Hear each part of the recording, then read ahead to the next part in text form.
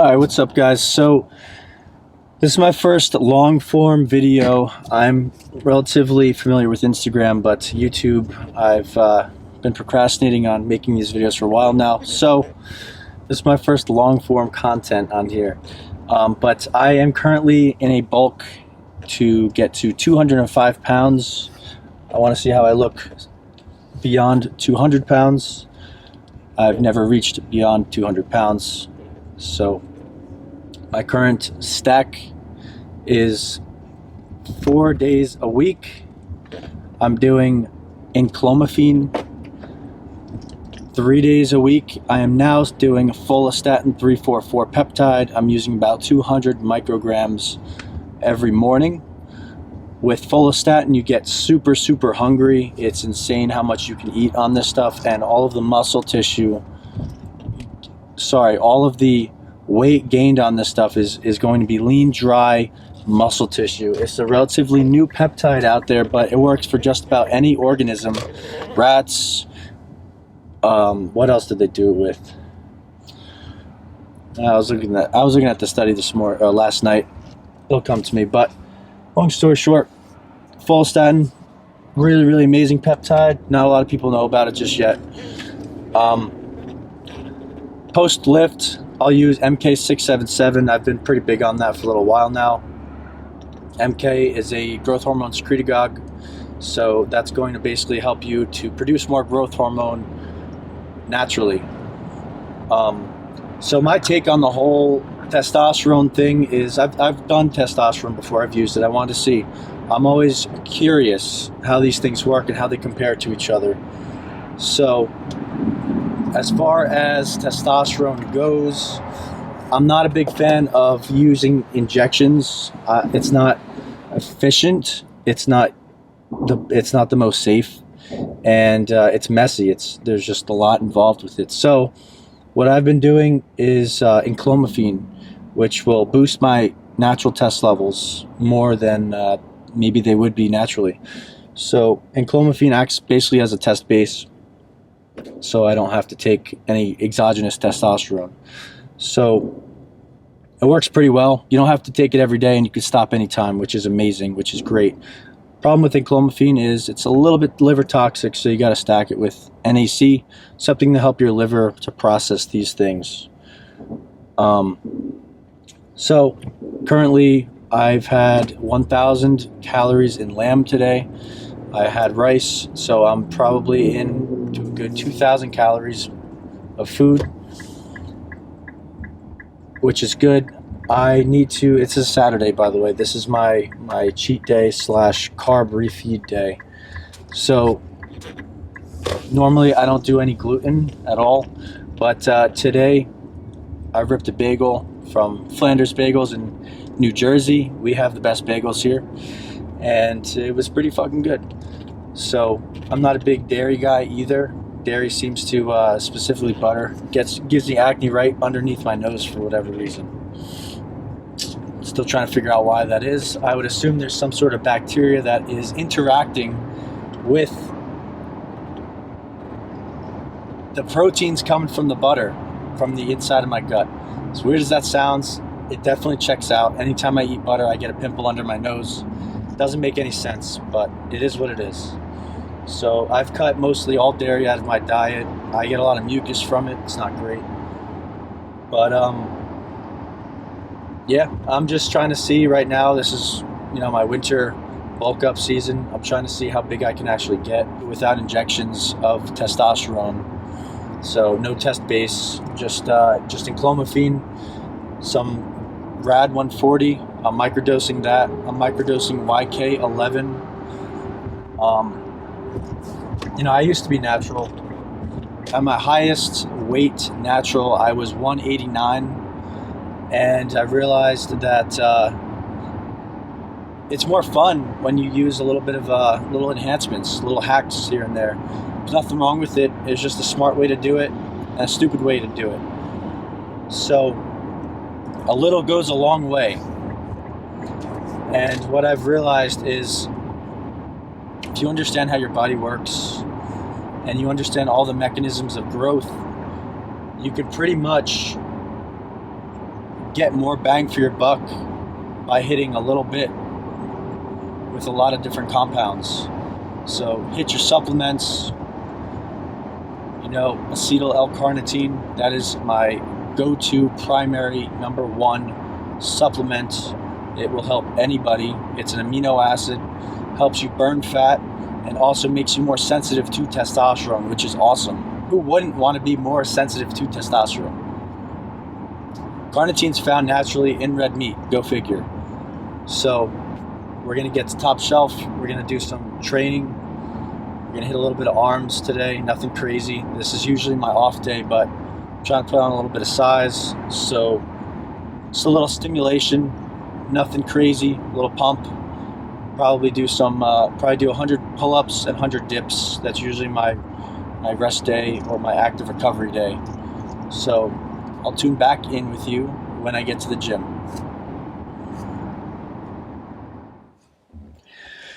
I have arrived. Let's go check it out. I'm taking some chlorophyll. This is a internal deodorant. I forgot my deodorant today, but also stuff is awesome. It's green, super minty.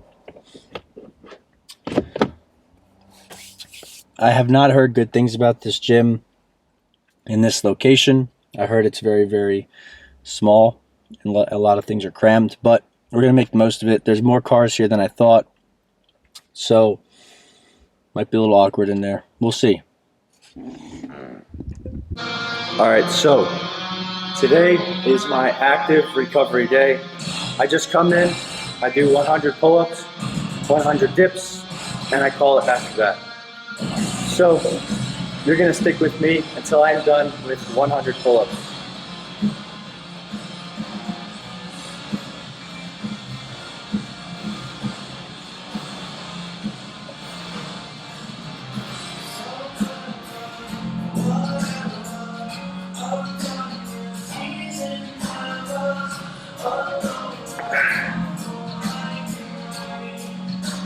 You know, one of the best days to work out is on Saturday because no one's at the gym.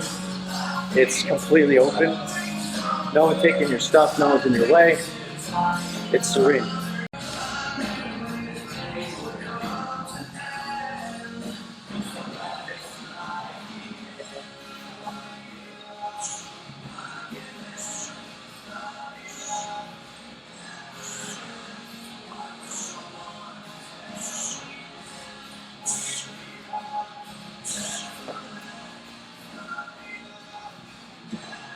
Something I realized also is it's not always about how much weight you can push, but about how many reps you can do with your own body weight. You can't even move your own body through space. Are you even functional? So this puts you in another category, functional strength versus, bodybuilder strength. All right, set 3 coming at you.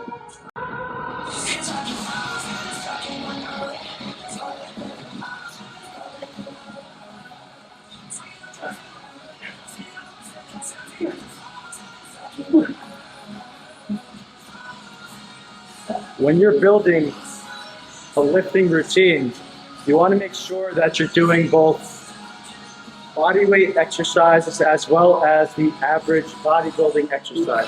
Bench press, leg press, stuff like that. It's good. Well, I wouldn't agree with bench press. I think it's a shitty exercise, but you should at least mix in some sort of functional workouts. Sprinting, pull-ups, dips, power cleans, stuff like that. This gives you a better, well-rounded approach. So I am currently at 195 pounds. I am bulking up to about 200, 205. If I can get there, great. If not, whatever. My current cycle is Follistatin, 100 micrograms every day for 1 week. MK677 after workouts. Rad 140 microdose. So I would say 0.3 of an ml, which is about, give or take, 10 milligrams, and I'm only doing that 3 days a week. Now the reason I'm able to do that and not just cycle it is because I'm taking Enclomiphene, and I'm only taking that 4 days a week to boost my natural test levels. So the RAD is going to bring my natural test down, the Enclomiphene is going to bring it back up. So with this stack, I don't actually have to take any testosterone. This is plenty. You don't have to go crazier than this. If you hit all the growth pathways just a little bit, you'll grow. Especially if you're eating enough calories, you're getting enough beef, red meat in, you're golden.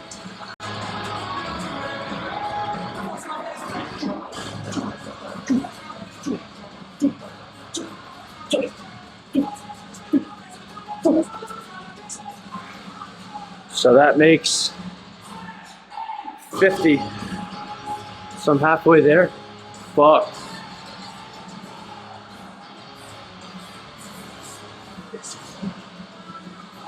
What do you think, guys? How do you think I should get past 205? Do you think I should stick at 205? Let me know in the comments section. I feel like I'm a relatively good size. The more you eat, the higher your grocery bill goes. It's not fun.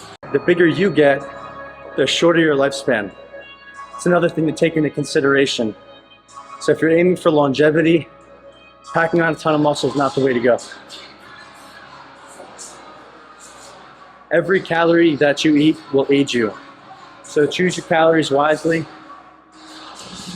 Getting a lot of muscle, it looks cool, but think long and hard if you really want to do that. Some muscle is great, but if you're not going to compete, there's really no need to go all in on all these anabolics. If you really want to enhance your performance, you only really need MK677, maybe Follistatin a little bit. It's a peptide. You don't have to inject any oil. It's a water-soluble peptide. Maybe a SARM, just a little bit. Run it with a NAC, protect your liver a little bit. And Enclomiphene. Just take that, half doses, 12.5 milligrams, Monday through Friday. Tadalafil, Cialis, it makes you more sensitive to testosterone. Gives you good pump storing, maybe like 5 milligrams, something like that. You don't have to go crazy. No tren, no need for tren, no need for D-ball, DECA, all that bullshit. You don't need it. It's too much. Unless you're going for your pro card, it's totally unnecessary. If you want to use some peptides, a little bit of SARMs, whatever, to get you some pretty good results, you'll get great results from just those. You don't have to go nuts. You definitely don't want to do tren. It screws up your brain. It completely destroys your brain. Look at the research. I'll post the links below. Tren destroys your brain. Don't touch it. Don't even think about it. Never do tren. The other thing with the guys that take tren is if it damages your brain and they don't care, then clearly they're missing something up here. It's crazy. Tren was designed to bulk up cattle and maybe horses, not for humans.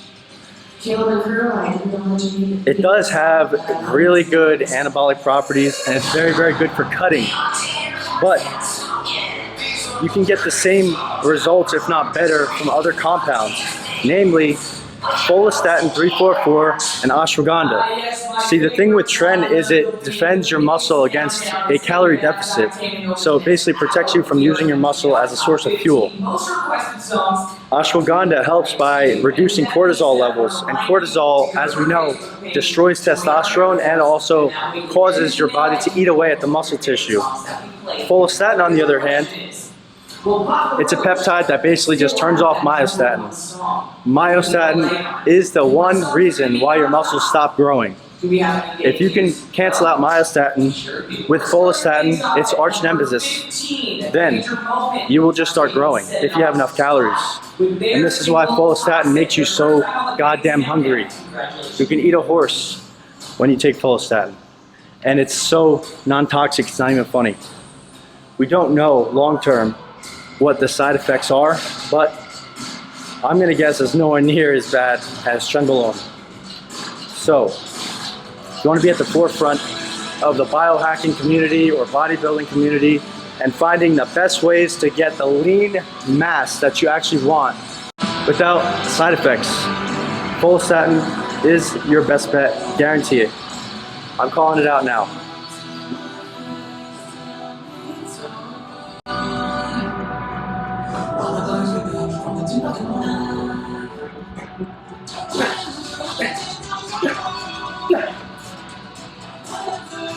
And this is not a promotion to even take anything. You don't need to take anything. But the thing is, in this society, people always feel like they need to take something. So if you're gonna take something, it should be at least the least harmful, the least amount of side effects. You know, if you overdose on follistatin, it doesn't work as good, but you're not gonna get severe side effects. With tren, you have anxiety, paranoia, extreme aggression, sweats, roid rage, aggression on the road. I had a friend who did tren. He didn't know any better. He was in traffic. Someone was going too slow. So he decided, fuck this guy. I'm gonna be late for whatever it is. My friend cuts into the grass on the highway to go around this person. This is what I'm saying. Tren will destroy your brain, and it will destroy any sort of cognition or, you know, something that's gonna prevent you from doing something stupid. What is it? Your impulsivity, that's the word. Impulsivity. I used to be extremely impulsive as a kid. I'm not even gonna tell you how much stupid shit I did. I shouldn't even be alive.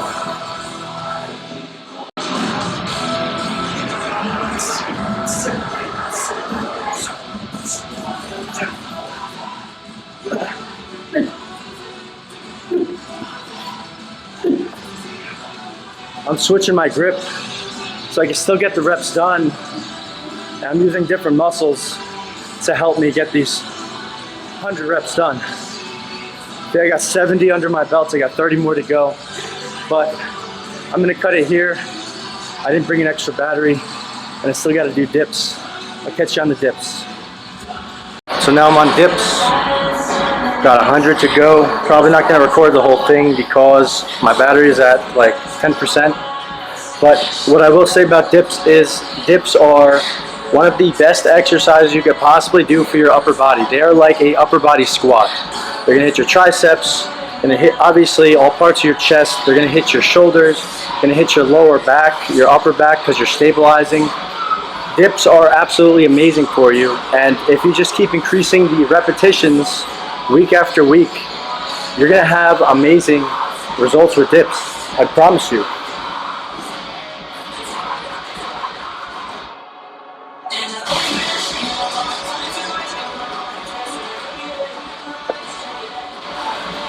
Did an extra one for good luck.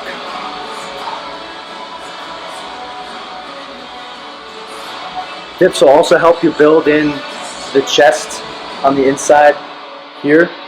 It's going to build here. Overall, dips are one of the best exercises next to pull-ups and next to squats. If you only had 3 exercises you could do, those 3, you'll look pretty fucking good with just those 3. So keep that in mind. You don't have to go crazy. You don't have to screw your chest up or your shoulders with doing barbell bench all the time. This is all for the ego. All right, guys. So I finished my workout. I don't have too much battery left on this camera, but I don't want to leave you hanging. So I am currently headed home. Gonna hit the bar tonight. Maybe do some game. We'll see what happens. My pre-bar stack is gonna be Phenibut, 100 milligrams. Turn right onto Route 15 South. It's gonna be a little bit of kratom, maybe 1 or 2 grams, nothing crazy, just a little bit, just to get rid of some angst, you know, take the edge off a little bit. I'm gonna go home right now and probably eat another 2,000 calories. Currently, I'm trying to get 4,500 a day now, so I'm gonna bump it up 500 extra. Which is almost impossible, but because I'm doing MK677, follistatin, my ghrelin is gonna be up. So I'll tune back in with you. My camera's about to die. Peace.